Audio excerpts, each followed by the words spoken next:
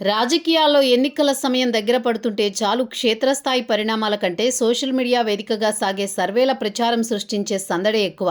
తెలంగాణలో ఎన్నికల హడావుడిని 2.5 ఏళ్ల ముందే తీసుకువచ్చేస్తున్నారు.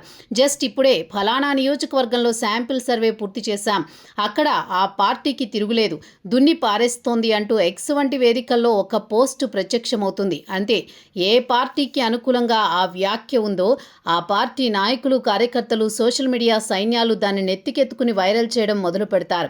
తమకు తిరుగు లేదు అనే భ్రమను సృష్టించుకుంటూ నిజానిజాలతో సంబంధం లేకుండా ఆ ట్వీట్ను సమర్థించుకోవడానికి ఎవరికి వారు ఆరాటపడుతూ ఉంటారు.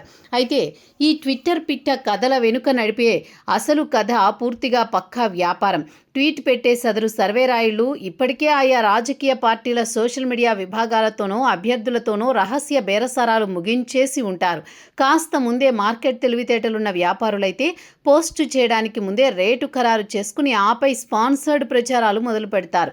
ప్రజల్లో తమకు అనుకూలంగా భారీగా పాజిటివ్ వేవ్ ఉందనే నకిలీ వాతావరణాన్ని సృష్టించుకోవడానికి తహతహలాడే రాజకీయ నాయకులే ఈ సోషల్ మీడియా బేరగాళ్లకు ప్రధాన ఆదాయ వనరుగా మారుతున్నారు.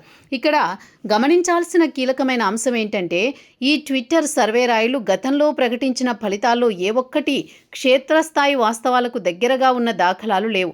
శాస్త్రీయ విధానాలు, డేటా విశ్లేషణ, నమూనా సేకరణ ఏమీ చేయకుండా కేవలం బెడ్రూమ్లలో కూర్చుని టైప్ చేసే ఈ అంకెలకు ఎలాంటి ప్రామాణికత ఉండదు.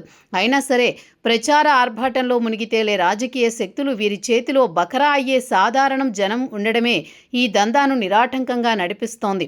గుడ్డిగా నమ్మే ఈ వైఖరిని తమ పెట్టుబడిగా మార్చుకుని ఈ సర్వే ఏజెన్సీల పేరిట సరికొత్త దుకాణాలు నడుపుతున్నారు.